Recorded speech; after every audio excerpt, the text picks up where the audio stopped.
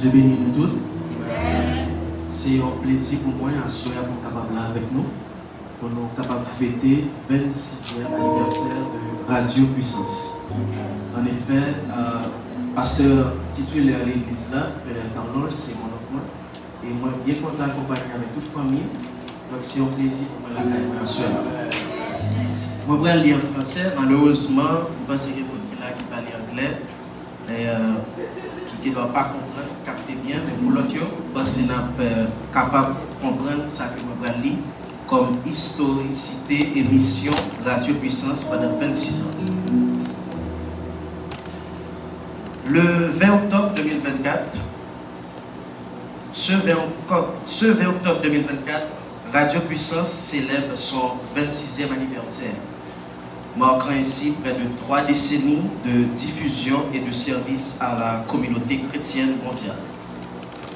Les débuts n'étaient pas si faciles. Créé le 18 octobre 1998 à Brooklyn, New York, Radio Puissance a commencé à émettre de minuit à 6 heures du matin.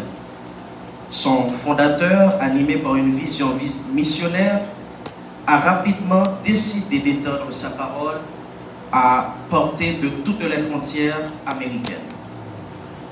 La mission mondiale n'était autre qu'en 1999 a été officiellement enregistrée à New York et l'objectif était de soutenir les églises chrétiennes existantes et de créer de nouvelles à travers le monde. Par exemple, Haïti, Chili, Brésil et tant d'autres pays. L'implantation en Haïti a survenu après 7 ans. La fondation de l'église de New York, la mission s'est étendue à Haïti en 2005.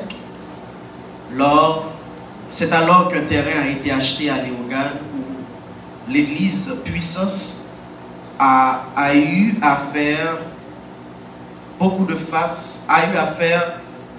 d'œuvres humanitaires, car après le tremblement de terre en 2010, les processus ont été mis en accélération. Expansion et reconnaissance. Aujourd'hui, la mission Puissance compte plusieurs églises en Haïti, dont celle de Léogane, des Côtes-de-Fer et de Petit-Gouave. Reconnue par le ministère des cultes haïtien, la mission à Léogane est dirigée par le pasteur Eugène Alliance et la mission de Côte-de-Fer est patronnée par le diacre Jean-Nélien Hébron, avec l'aide de tout un comité dévoué.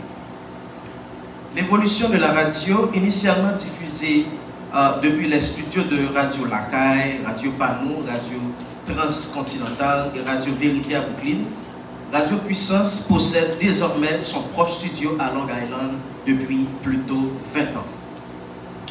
Un héritage durable. Radio Puissance reste fidèle à sa mission qui est d'évangéliser, aider. Son histoire est un témoignage de la puissance et de la foi, de l'engagement envers la communauté mondiale. Pour son anniversaire, à l'occasion de son 26e anniversaire, Radio Puissance renouvelle son engagement envers la diffusion de la parole de Dieu et le service à la communauté chrétienne. Les défis à venir sont beaucoup et nous devons les relever avec la même foi et la même détermination qui ont guidé la mission depuis ses débuts. C'est ce qui nous rapporte le pasteur titulaire Frère Carlos, qui encourage ses fidèles à persévérer dans la foi, à chercher la vérité et à aimer les uns les autres, car la mission de la Radio Puissance reste inchangée, évangéliser et aider ceux qui sont dans le besoin. Conséquemment, derrière tout homme se cache une guerrière, une personne respectable et respectée, une femme qui a laissé ses intérêts pour primer celle de son mari.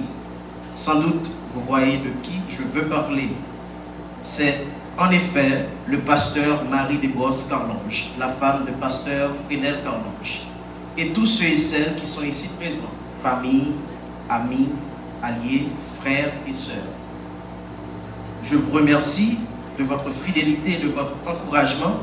Que Dieu vous bénisse et vous protège. Que la lumière guide notre chemin et que notre amour nous unit. Bénédiction et paix. Merci.